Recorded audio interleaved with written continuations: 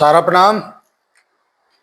सहारा से जुड़े हुए हमारे सभी कर्तव्यों की साथीगण और सहारा के सभी निवेशकर्तागण का एक बार फिर से हार्दिक अभिनंदन, स्वागत है। काफ़ी समय के बाद यूनिफॉर्म पहनने का अवसर प्राप्त हुआ है, क्योंकि आपको पता है कि मैं काफ़ी समय से अपने होम स्टेट से बाहर था और फिर दोबारा से कुछ ही दिनों के बाद फिर से बाहर ही जाना होगा। आज आपके बीच बहुत ही महत्वपूर्ण सूचना खबरों को लेकर आपके बीच में आना हुआ है। उम्मीद है कि आप इस सूचना को अपने कार्यकर्ताओं तक, अपने जमाकर्ताओं तक अवश्य ही पहुंचाएंगे। साथियों, मेरा शुरू से यही मानना रहा है कि हम लोग एक बहुत बड़े परिवार के सदस्य हैं और उस परिवार ने हमेशा अनुशासन के साथ ही हम लोगों को आगे बढ़ना, जीना सिखाया है। और जब तक वहाँ से कोई हरी झंडी नहीं मिलता तब तक हम लोग ऐसे ही अनुशासन के साथ चलते रहेंगे और अपनी बातों को आपके बीच में रखते रहेंगे, क्योंकि ऐसा प्रतीत हो रहा है कि अब शायद बहुत सारे मामले एक जगह पर जाकर इकट्ठा हो रहे हैं और उसको लेकर माननीय सुप्रीम कोर्ट भी सजग दिखाई दे रहा है। अभी हाल ही में 29 मई को एक बहुत बड़े आदेश को उन्होंने पारित किया है, जिसमें सहारा शहर की विवादित मामले को लेकर भी उसने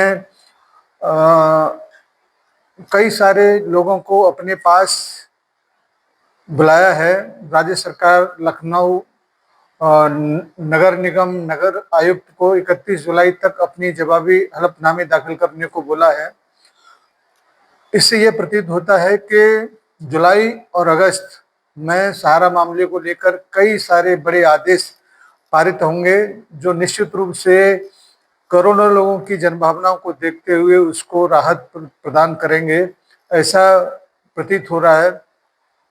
साथ ही साथ मैं आपको इस मामले को लेकर ये जरूर बताना चाहूँगा कि जिस बेंच ने इसको सुना है 29 मई को, उसमें माननीय चीफ जस्टिस महोदय सूर्यकांत जी हैं, माननीय जस्टिस महोदय जय माल्या बागची जी हैं और जस्टिस महोदय विपुल एम पंचोली जी की बेंच ने 29 मई को आदेश पारित किया है, जिसमें सुप्रीम कोर्ट ने सरकार, राज्य सरकार, उत्तर प्रदेश, लखनऊ नगर निगम और नगर आयुक्त को 31 जुलाई तक अपनी जवाबी हलफनामे दाखिल करने को कहा है।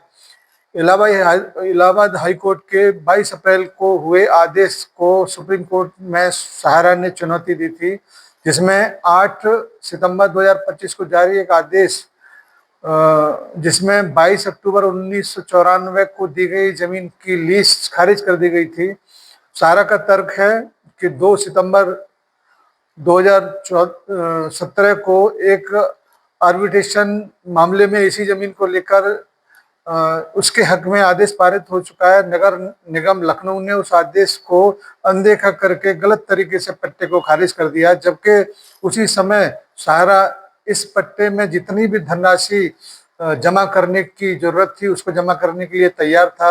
यानी कि मनमानी तरीके से आदेश पारित किया गया है और अब इसकी सुनवाई 31 जुलाई को होगी। ऐसा प्रतीत हो रहा है कि जब 31 जुलाई को जब इस मामले को सुनवाई होगी तो ये मामला भी सहारा से भी वाले 412 वाले केस से अटैच कर दिया गया है। तो निश्चित रूप से सहारा से भी का जो विवाद है उससे ही संबंधित सारे मामलों को एक जगह पर रख के सारी मामलों को सुना जाएगा। तो ये उम्मीद किया जा रहा है कि अब जुलाई और अगस्त का महीना बहुत ही महत्वपूर्ण सहारा से संबंधित कार्यकर्ताओं के लिए, निवेशकर्ताओं के लिए होने जा रहा है। ये जरूरी नहीं है केवल इसी मामले को लेकर सुनवाई हो, इससे संबंधित तो और भी मामले जो 412 में अटैच हैं, उन सभी 412 के अटैच यानी कि अवमानना वाले केस में जो सारा श्री जी से संबंधित था, उसी में ये सारे अटैच किए गए हैं और उसी से संबंधित तमाम अन्य केस भी सुने जाएंगे।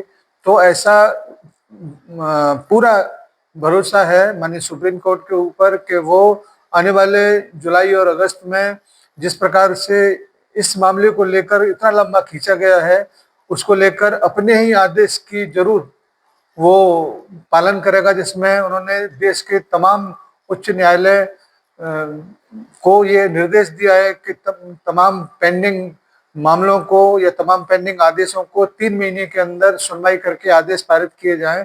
तो ये तो लगभग 14-15 साल पुराना मामला है जिसमें अभी तक आदेश पारित नहीं हुए, बल्कि आदेश का इंतजार करोड़ों लोग कर रहे हैं।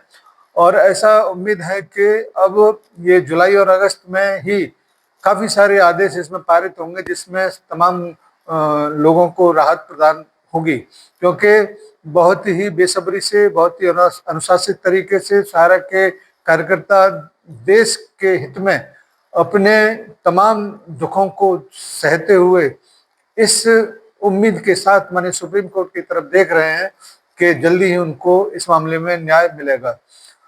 तो मैं जरूर आप लोगों से आग्रह करना चाहूँगा कि आज का ये वीडियो जो है वो काफ़ी राहत भरी खबरों को लेकर आपके बीच में आया है। तो आप अपने साथियों तक, अपने कार्यकर्ताओं तक, अपने जमाकर्ताओं तक इस वीडियो को जरूर अपने सोशल मीडिया के हैंडल से भी शेयर करेंगे और अपने साथियों तक जरूर पहुंचाएंगे, क्योंकि अभी आपने देखा होगा कि एक कांग्रेस जनता पार्टी सोशल मीडिया के ऊपर जागरूक हुआ, पैदा हुआ और देखते ही देखते उसमें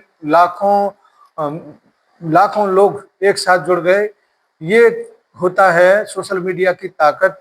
मगर हमारे सहारा से संबंधित ऐसे ही वीडियो को, ऐसे ही जरूरी जानकारियों को जब शेयर करने की बात आती है तो लोगों के मन में शंका होती है कि इनको शायद इससे ज़्यादा फायदा हो जाएगा, तो हम इसको क्यों आगे बढ़ाएं। और यही हमारी सबसे बड़ी कमजोरी है।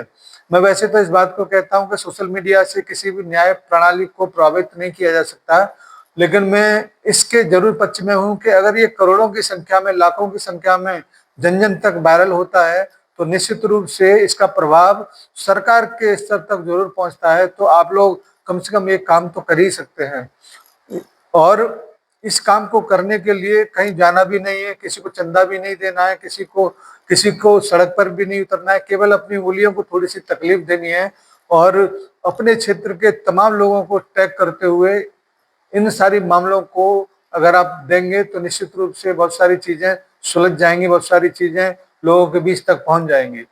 धन्यवाद आज की इस वीडियो के लिए। उम्मीद करते हैं कि आप को ये खबर जरूर प्रभावित करेगा। निश्चित रूप से आने वाले समय में काफ़ी सारी बहुत महत्वपूर्ण सूचनाएं आपके बीच में हम लोग लेके आएंगे, और इसके लिए आवश्यक है कि आप उस यथार्थ को सब्सक्राइब करें और बेल आइकॉन दबाएं, जिससे कि आपके पास तक सूचनाओं का नोटिफिकेशन समय से पहुंच सके। धन्यवाद सभी को, सादर सहारा प्रणाम।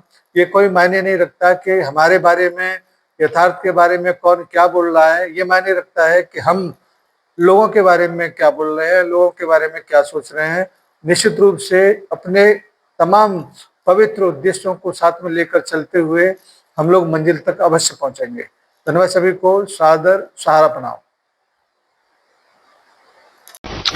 शुरुआत तो ये पूरी कहानी 2005 से हुई।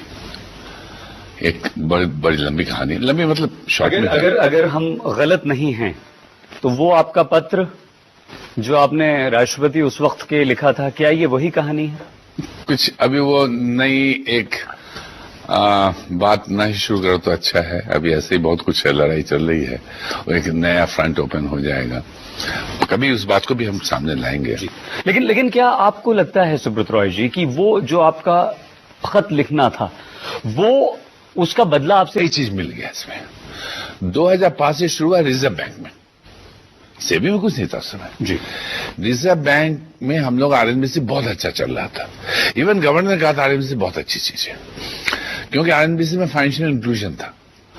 हम लोग गरीब लोग, मतलब बहुत अच्छा योजना था, बहुत अच्छी तरह चल रही थी। 2008 में लाके इन लोगों ने हमें बड़ा गलत तरीके से, एकदम फिल्मी तरीके से प्रोहिबिशन ऑर्डर डाल दिया।